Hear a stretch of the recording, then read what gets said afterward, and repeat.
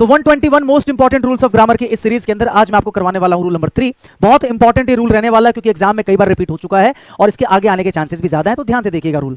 तो आज हम पढ़ने वाले हैं इस वर्ड के बारे में जिसको बोला जाता है लेस्ट। अगर मैं आपसे पूछूं इसकी हिंदी क्या होती है, तो जैसे कई बार हम लोग बोलते हैं सेंटेंसेस कि यार जल्दी जाओ, कहीं ऐसा ना हो कि तुम्हारी ट्रेन छूट जाए, या अच्छे से पढ़ाई करो, कहीं ऐसा ना हो कि तुम फेल हो जाओ, या जल्दी जाओ, कहीं ऐसा ना हो कि पिताजी गुस्सा हो जाए। तो जब भी आप ऐसा सेंटेंस बोलते हो जहां पर आप यूज करते हो कहीं ऐसा ना हो जाए या कहीं ऐसा ना हो, अगर उसी को एक शब्द में आपको इंग्लिश में बोलना हो तो उसे क्या बोलते हैं? लेस्ट। यानी कि लेस्ट की जो मीनिंग होती है वो होती है कहीं ऐसा ना हो या कहीं ऐसा ना हो जाए। तो मीनिंग जैसा मैंने बताया, इन ऑर्डर दैट नॉट, या कहीं ऐसा ना हो जाए, हिंदी में बात वही होती है, या फिर इस डर से कि वो पढ़ाई कर रहा है इस डर से कि वो फेल ना हो जाए, या वो पढ़ाई कर रहा है कहीं वो फेल ना हो जाए। तो दोनों बात एक ही है, ये इसकी मीनिंग होती है। और जैसा कि यहां पर आपको मीनिंग में दिख रहा होगा, ये जो लेस्ट है ये अपने आप में एक नेगेटिव वर्ड है। नेगेटिव वर्ड क्यों है? क्योंकि जब आप इसको यूज करते हो तो हमेशा मीनिंग क्या निकलती है? कहीं ऐसा ना हो, यानी कि ये ना आपको हमेशा देखने को मिलेगा, ऐसे इंग्लिश में नॉट आपको हमेशा देखने को मिलेगा। तो एक चीज यहां से जो आप याद रख सकते हो कि लेस्ट के साथ कभी भी नॉट या नेवर जैसे शब्दों का इस्तेमाल नहीं किया जाता। एग्जाम में इसी चीज को लेकर आपको एरर दिया जा सकता है, तो याद रखना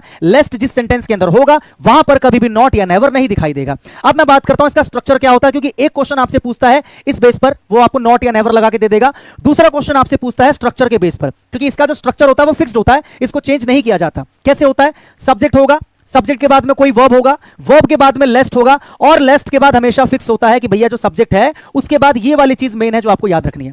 यानी कि लेस्ट के बाद हमेशा आपको शुड, और शुड के साथ हमेशा आपको वर्ब की फर्स्ट फॉर्म देखने को मिलेगा। तो एग्जाम में इन दोनों चीजों के ऊपर क्वेश्चन आपको दे सकता है। कुछ एग्जांपल के थ्रू समझने की इसको कोशिश करते हैं। जैसे he worked hard लेस्ट he should fail, मतलब उसने बहुत कठिन मेहनत की, कहीं ऐसा ना हो जाए कि वो फेल हो जाए।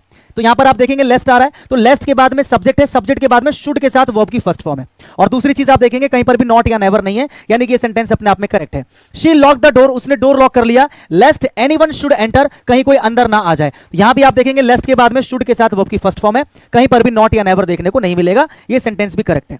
टेक एन अम्ब्रेला, छाता ले लो, लेस्ट इट शुड रेन, कहीं ऐसा ना हो कि बारिश हो जाए। तो यहां भी लेस्ट के बाद आप देखेंगे तो शुड के साथ वर्ब की फर्स्ट फॉर्म, ये चीज आपको याद रखना है। जैसे आपको एग्जाम में दे सकता है गो fast लेस्ट You will miss the train, जल्दी जाओ वरना तुम ट्रेन मिस कर दोगे, या कहीं ऐसा ना हो जाए कि तुम ट्रेन मिस कर दो।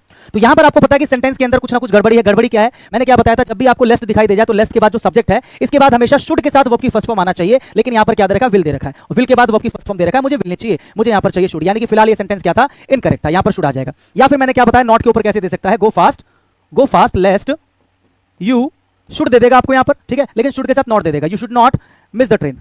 अब आपको पता है इसके अंदर भी गड़बड़ी क्या है, यहां पर शुड तो दिया गया है लेकिन यहां पर शुड के साथ नॉट आ गया जो कि नहीं आना चाहिए, यानी कि ये सेंटेंस भी इनकरेक्ट है।